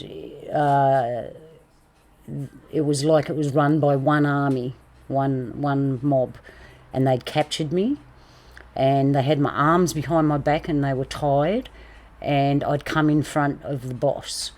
Now, that was a snippet of one dream, and then I had another, which was similar but different, whereas I was in this other world where the same kind of thing was, this one group was in control of everything, and there were heaps of us all lined up on this cement, and this guy in front, we were in front of this guy again, but it was different kind of looking and everything, and there were more people behind me. The first one I was on my own. They'd captured me on my own, but this one there were heaps of people, and the guy in front grabbed me, pushed me on the ground, put my arm behind my back and stood on my shoulder. So it was kind of the same thing. In the first one they pulled my arms behind my back and hurt my shoulders, and I was coming in front of the main controller, and in the second one I was with other people, but they pushed me on the ground and did it, and I woke up with just stunned, kind of. I actually felt, in those 2 lives I get captured. I wonder what's going to happen in this life. That's exactly how I felt. Yeah, it's been, at least for my experiences of past lives, and speaking of my own flower, my own lotus flower, there are a lot of petals on it. And like a pine cone, it goes on and on, continuous for many years, many different lives. And the ones that I viewed, most of them have a rather tragic, traumatic ending. So like when Donnie says he has fears of heights, and these different things, like same here, like stand on the edge of a cliff. I know it's like my mind remembers what it feels like to fall off, and not only fall off, but that it was something that was like, okay, the rope's tied around your ankles and you're being pushed off because you're being killed or sacrificed or something at this point, And so, and there's hundreds of these. So at least in my experience for my life, And so it's really hard to discern and differentiate at times which of these memories are, um, do I need to put so much emotion into them, and do I need to remember them? Like the birthmarks, marking different things. They're all over me. Like I have one in my wrist, so I remember being crucified. I remember my head being cut off. I remember stakes going into my heart. All different kinds of things that I've had to overcome through my life and figure out why I was afraid of heights and why I was afraid of metal stakes and things like this. Um, so yeah, it can be, when you go to investigate into it, it's a good thing to recognize your fears and look at the different petals that could correlate with that fear and figure out why or what happened. And I think it's a good thing. It's been beneficial in my life to figure out whether or not a person is there for good or evil, even. We were talking about them things. Okay, I sorry. wanted to ask you a quick question. So I have the sense that I was some kind of military person, which is why I yes. think my dad was in the military.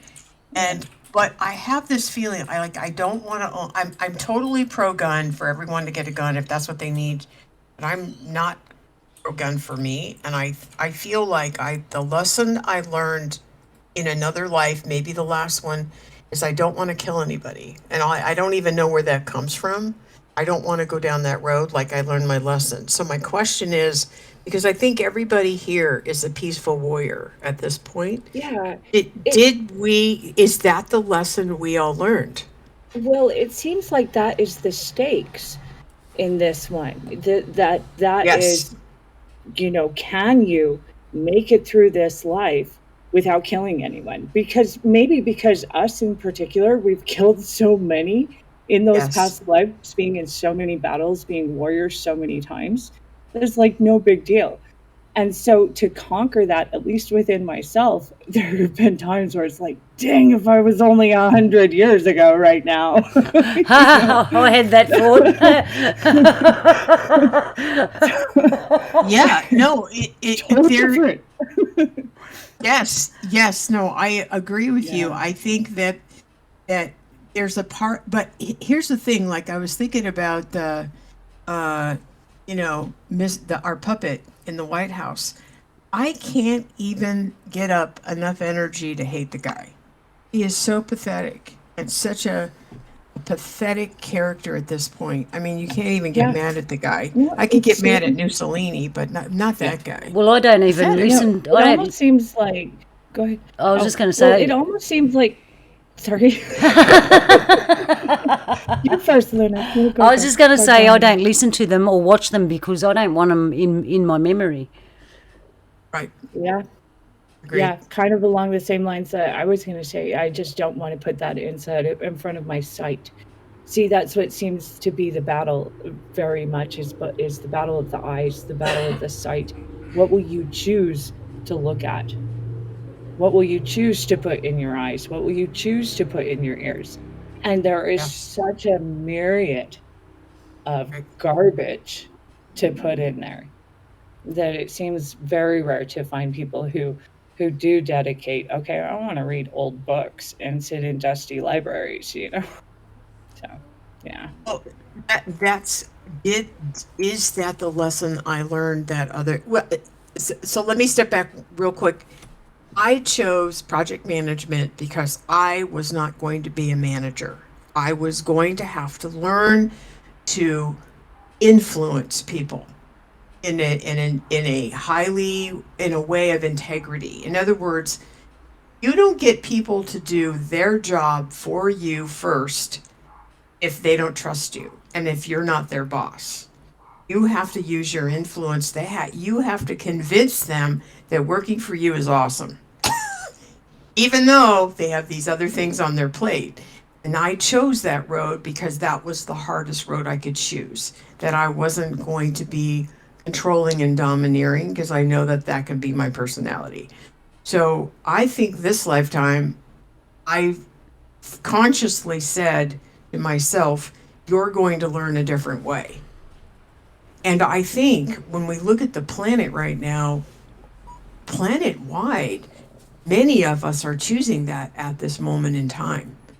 We are choosing the peaceful warrior way, right? We could all pull out a gun or a knife or a sword or a broomstick and go run after these idiots, right? I mean, at this point, we would be in our rights.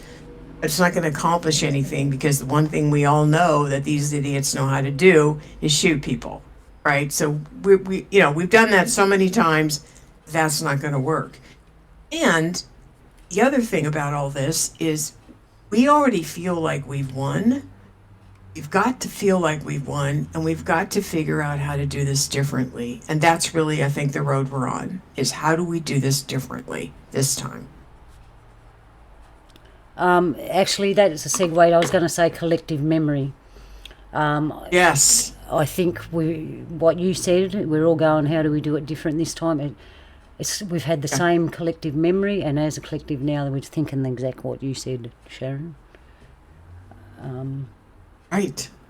We've all picked up a gun. We've all picked up the sword. We've all picked up the knife. It's over and over and over, right? We've all been on the other end of the gun or the sword, and we've all been on both sides, yeah. Yeah, what is that? Live by the sword, die by the sword? Yeah. Yes. Yeah, I think exactly. We've all done it in the history of... What's an NCO? You remind me of an NCO, Sharon. What's an NCO? I don't know. Do you know, Lena? Okay. I could... Donnie, what's an NCO? Bernays put sergeant. Is that a sergeant? All these letters, you're confusing me. Sharon. Oh. Sharon. Oh, Sharon. Go ahead, Bernays. It's Donnie. Oh, Donnie. Go ahead, Donnie. Non-commissioned officer. I couldn't spell sergeant. I remind you of one of them? Yes, you do. Is that a good thing? Everyone that's a good thing. salute Sharon. Very much so. So, Sharon. Like like you said, like a sergeant? Yes, like a sergeant. Do you remember wearing a uniform, Sharon? I think the fact that my father was in the military this lifetime, and that I felt very close to the military and totally related to it, and that honor, duty, and country is in my veins. Yes, I think there is something there. It could be just from living in the military and having to, help my father not lose his commission. It's very serious in the military. If your dad's an officer, mine was, you have to behave yourself. You could derail their career by your behavior. So I don't know if it was that, or the fact that in some past life, I understood this at some soul level is maybe a good way to put this. I get it. And honor and duty country means something to me. It really does. I think that's not a bad way to live. And I'm not saying that you kill from that. I think that's where you stand your ground from there, right? You love your country, and you do your duty, and it's like you show up. Maybe that's a good way to put it. You show up. You just show up. It's funny, you're talking about that. I'm getting memories of when the white fellas first came, Captain Cook. We made a mistake, Sharon, but by not sending our warriors up, we actually send our healers and the women to feed them because they were sick. They were sick and hungry. Mm-hmm. And as they came in, we realised that, so we sent food and medicine. And because of that, they thought we were weak. And our warriors were on the second line. We had no need to send our warriors because these people were sick. They had a long journey, Right. In New Zealand, they did the opposite. They sent all their warriors straight up, and they looked at them and went, oh, they're intelligent. So they looked at us as non-intelligent because we didn't send our warriors up. That was one mistake, and I'm sure that in our memories, if we could go back, we would send our warriors first and then send our medicine, our healers and our food. It's funny because it's a funny thing you brought that up. So it's in our memory now not to be kind. That's why a lot of blackfellas are like, they say to you, don't go down there, they'll beat you up and steal your stuff. It's like we learned our lesson. We were nice to everyone. They treated us that way. And something in us now says bring the warrior first. But the way the world's ready to do it the other way, so I have conflict sometimes. It's like, oh, well, now we've got to do the peaceful thing. But that didn't work out for us last time. But there's a way to have the warrior show up without taking any action. In other words, but you talk about the non-commissioned officer, the sergeant. The sergeant can show up. It doesn't mean the sergeant's going to take action, any negative action. You show the power first, and then you be generous. I think this is something we may have to show the our parasites. See, they think that we're weak. They think that our behavior is weak and that we're their cows and dogs and sheep. That's not true. Maybe we forgot to show how to show up without a sword and a gun and a knife, but we show up powerful. Does that make sense? Yeah, it does. It does. Because I feel that's exactly what's happening. All us warriors are just in amongst the people. Our weapons are, we are the weapon now. We don't actually have to carry one. We are the weapon. Yes, yeah. we are. We are the power. That's exactly correct. Yeah, and I agree. I find that in my job, again, going back to my position, you can't be weak. But it doesn't mean that I can't be strong or open or listening. Yeah. But I also cannot be weak either, because people will run over me. Again, I didn't have, that was the tough lesson, right? I didn't have any power to be their boss, but I had all the pressure to get the job done. Yeah. If you're the good shepherd of the sheep, you have to make sure that nobody dies, nobody falls off the cliff, and no one gets lost. But you always have to get them in at a certain point in time. So you have to be powerful to take on some of the stubborn sheep who don't want to listen to you, and who will take the rest of the sheep and say, don't listen to the shepherd, let's go over here. Yeah. And, you got to go talk to the sheep and go, hey, I'm in charge here. But, you can party on your way to the barn. That kind of thing. Yeah, right, yeah. Actually, while you were talking, I could see all us individually, all our relatives from the past, our ancestors, everything they learned, it's like through the blood their memory got passed to us.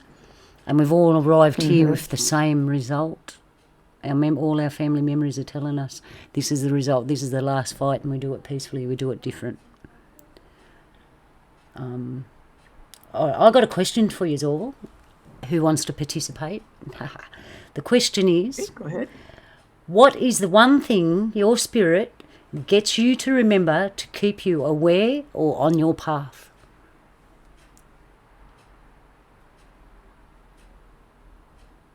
Oh, is that a question or what? Hey? That's a good question. Yeah. What's the one thing that your spirit reminds you to stay on your path? Yeah, what it'll remember, like, for me... Like a word or... Yeah. Okay, go ahead. For me, it's I'll see a bit of conflict somewhere in the world, and that conflict will remind me where I stand, where I'm supposed to stand. You know what I mean? It go, see that? That'll remind you who you are and what you're supposed to be doing. That's what it does for me. What's the one thing for you fellas that life does that? Your spirit will point it out and go, see that? Remind you who you are and what you're doing here. I think for me, sometimes it's an inspiring story. Sometimes what it comes down to is somebody who took a stand, who was brave enough to speak up, or who just took an amazing stand, somebody out of nowhere, and somebody you would not expect, that brings tears to your eyes. And I think to myself, if they could do that, you can do that. If they had that kind of courage, where's yours? Anyone else? Benaise? Malia? Jules? It's a bit of a tough question. I know you haven't really thought about it because I only just thought about it while we were talking. It was just something I put myself. It was like my spirit tapped me on the shoulder and said, see that? We'll use that so you remember who you are. I'm like, oh, that's interesting. I'm not sure if my idea of an answer to your question is really an answer to your question, but I thought of when you asked, I guess what I try to do, or I try to remember to, in order so that I can stay on my path, is to look down first. But the reason for looking down is to remember to look for the tiny things. And to me, that means looking for the humble, for the little ones, the ones who are forgotten, or the ones thrown to the side, the smallest of those around. To me, that's kind of how my spirit wants to answer that question, Luna. Yeah, I get basically you. just remembrance Yeah. of, To remember the that. smaller things, and that'll remind you of who you are. yeah. Yeah, I get what you're Yeah. saying. That, yeah. Yeah. Anyone else want to answer the question? You don't have to. No takers? Okay. Okay, so moving on. All right, let's go to a rounding up of the table, because we've gone through heaps of stuff with memory. Everything from how our brains work, how people can manipulate memory, how the world is doing it right now to all of us. Past life memories, our body memories, soul memories, object memories. We had a great, thanks for Donnie for talking about those places. And memories of our dreams. And just shows you what a tapestry we make just by having memories. It makes its own tapestry, and all the little stitches in it from the time of our existence is all in that tapestry. Wouldn't that make a nice place to go to? You just visited this is the building of the tapestries of lives.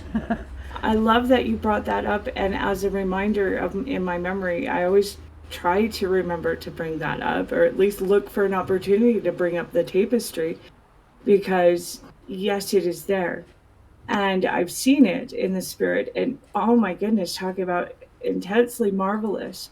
But each spirit path, each whole person has one thread that changes colors as it goes through, depending on life paths and stuff.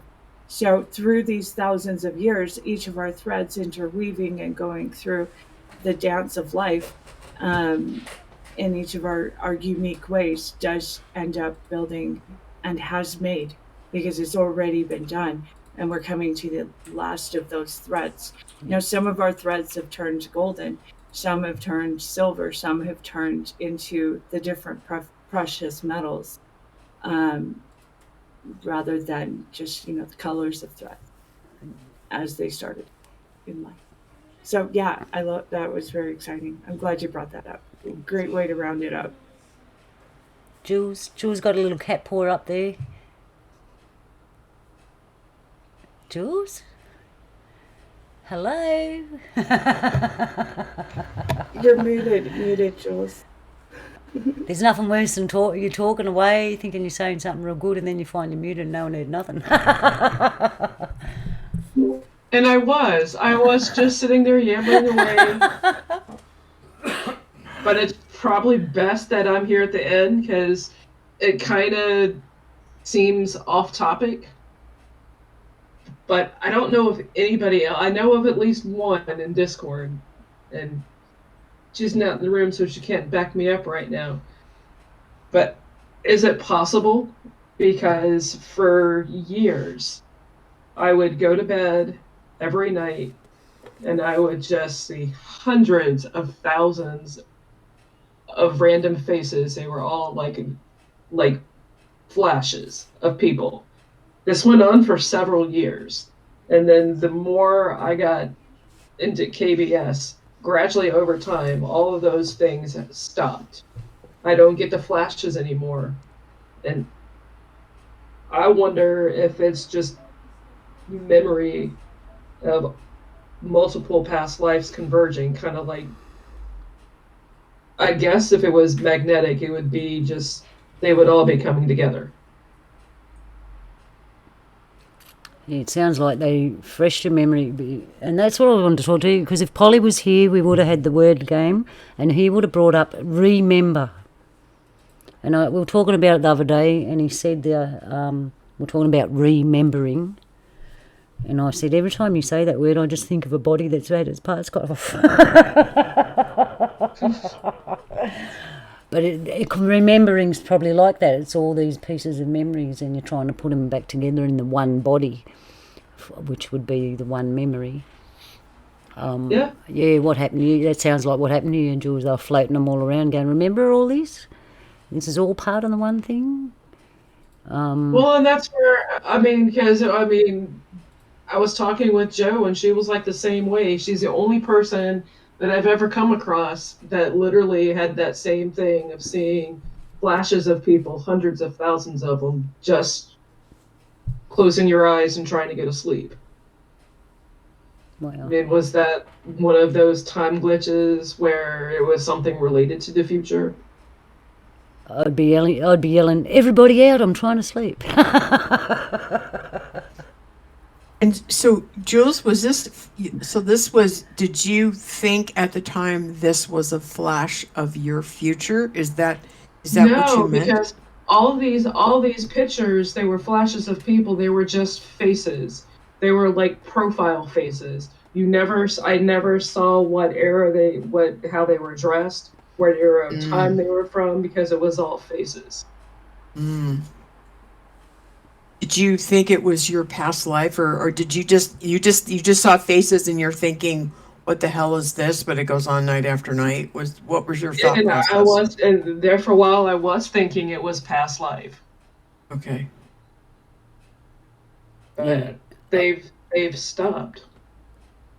Yeah, something similar to what you described happened to me when I was about 15, and it went on for several years, for 4 or 5 years. And I thought you're the only other person I've ever heard describe it before. But it was like every time I would go to sleep, all these faces would just start flashing in front of my face and swimming in the background, and yeah, that's interesting. And I never really, I kind of forgot that memory until you just brought that up. I wonder if it did have something to do with past lives or a group. It's possible, because when I first saw a picture of you, my soul recognized you. Oh yeah, mine too. Like right away of you. As soon as I remember it too. You just gotten a haircut. And it was so cute. You're like, look at this. I was like, oh my gosh, I know you. Sorry, but it was very exciting. And for my spirit, I remember just meeting all of you guys, even Luna. And for the first time, I was like, Luna, I know you. And, so yeah. And those episodes of Xena that Luna told me about after first starting yarning with Luna and learning what she had and what I had done, years of self-study, everything started coming together. And it's memory. It's genetic memory. It's energy. Our energies are drawing to each other. Well, it makes history a lot more fascinating, and wanting to find an accurate history, because the history, as Nessie tells us so many times, history is written by the victor. So to find the buried documents of journals and these kinds of things of what actually happened, it makes it, to me, all the more fascinating to explore and experience it and travel. The traveling does seem to make an effect also in the past life memories. Being in a specific location where something happened seems to make a big difference in remembering them. That's little one in the background. Sorry. Yeah, you're right. I'm just listening to you. I'm thinking, all right, we remember, like I was Jules saying, I remember seeing you, Malia, I remember you and me and others we remember. Donnie remembers. We all remember someone. And I'm thinking, why aren't we paying more attention to this, because when we remember something in our daily lives, we go, oh, that's right, I remember that, and then we act on it straight away because we forgot it, right? And we've got to catch up in time because we forgot it.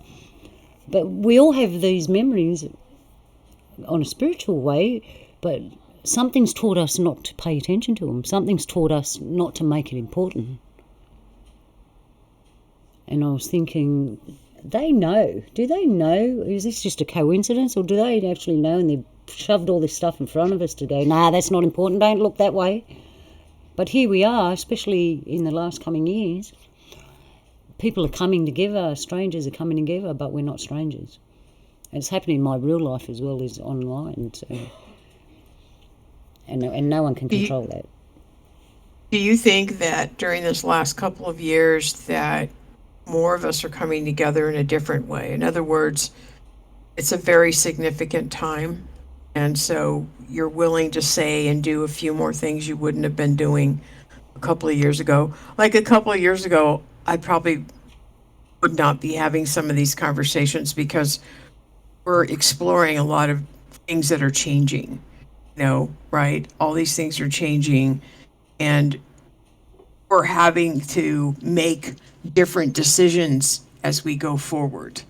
Like, things are going to in other words, the past is over. We're not going to, whatever happens in the next year or two, we're not going to go back to the way things were. That's gone. We're only marching forward.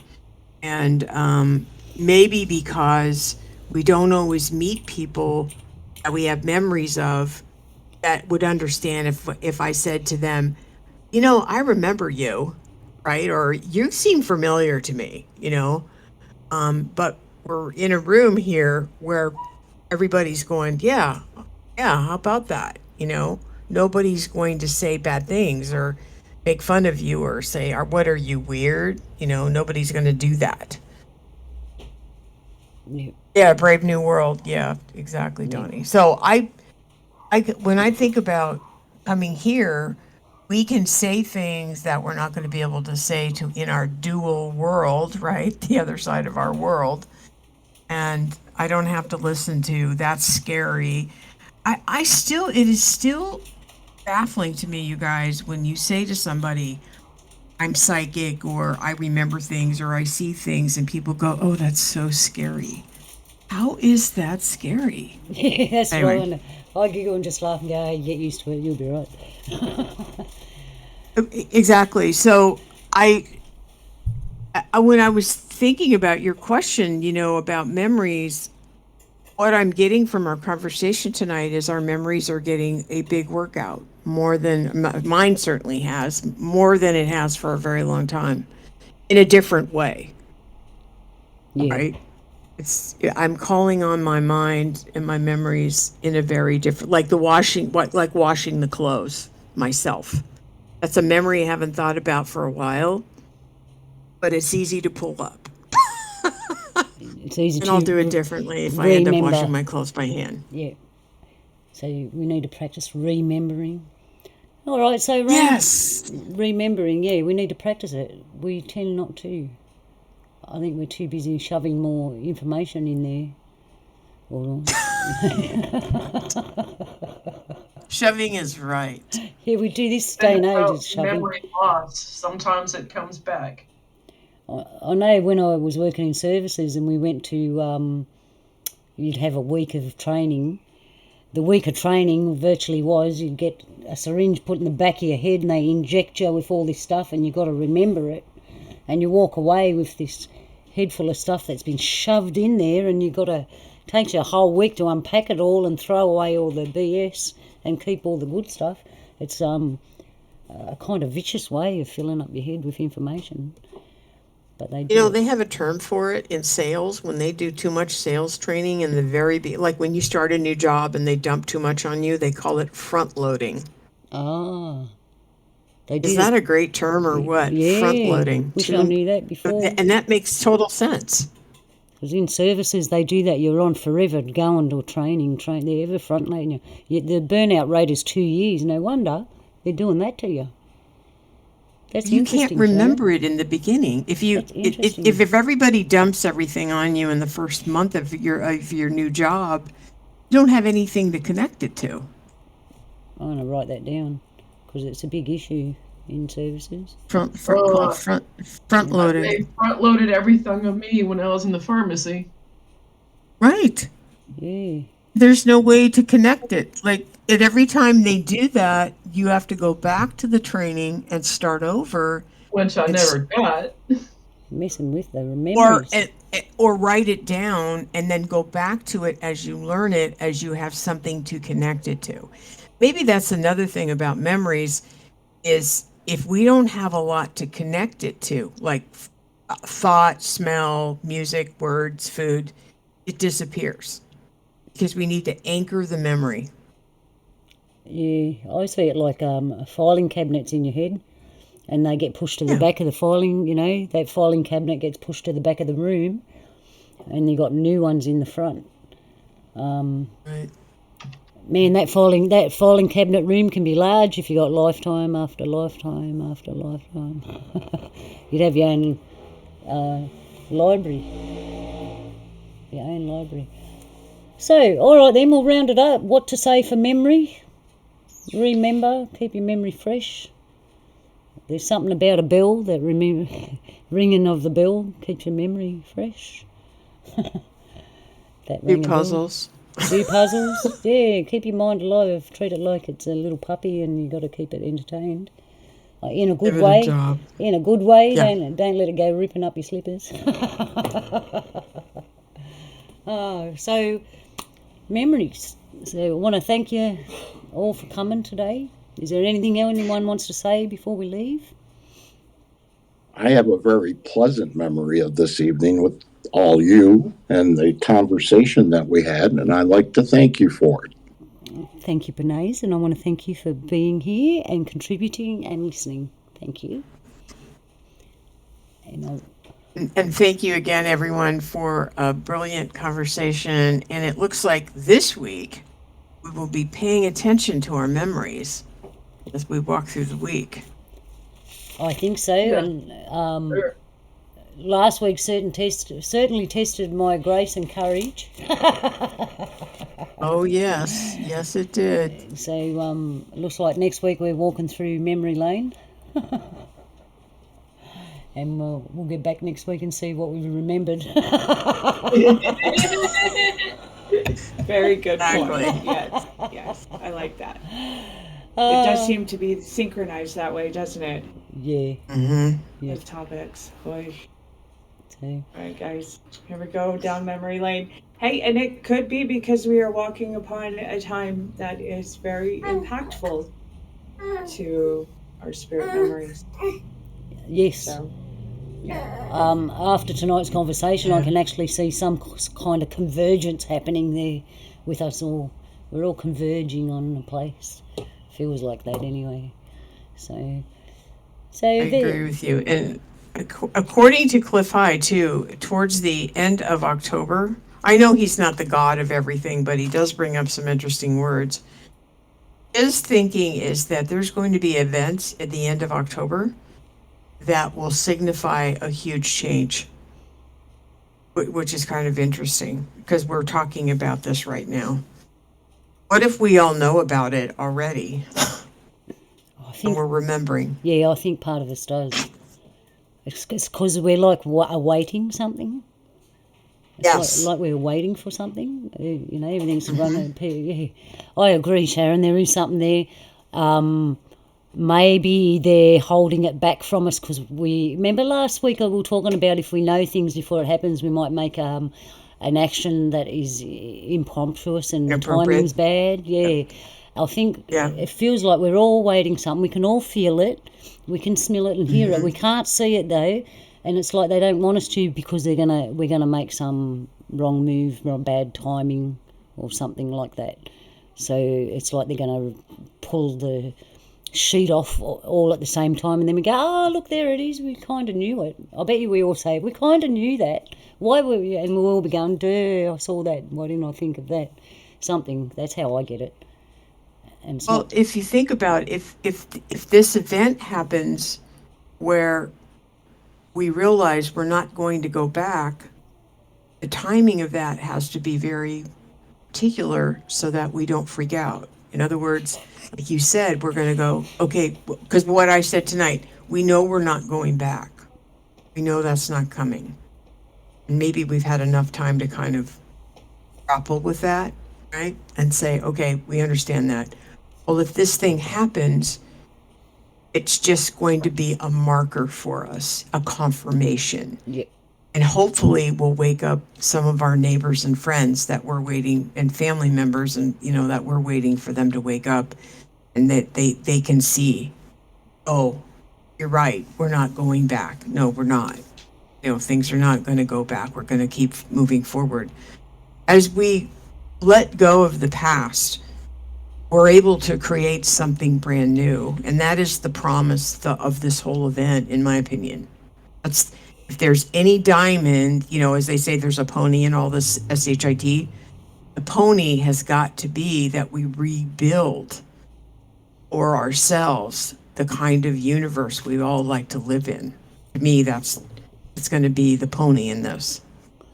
Yeah, I agree, because I know there's somewhere in me that remembers how to live the right way and can't wait to do it. And I've spoke to other people and they feel the same. I remember this way of living, and that's the way we should be living. And the memory is very strong. And I just want to live in one world. I want to live in one reality. I don't want to do two realities anymore. I'm tired. Just get up in the morning and share whatever you share and be whoever you are. And it doesn't matter where you are. They can just get over it.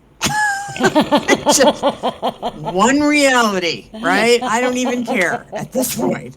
Boy. That's a good one, Sharon. All right, well, I think we'll call it a night. I want to thank everyone for participating, and I want to thank you for listening. And I want to thank Creator for making it all possible. And just remember to cherish your memories and be aware of your memories, because they're there for a reason.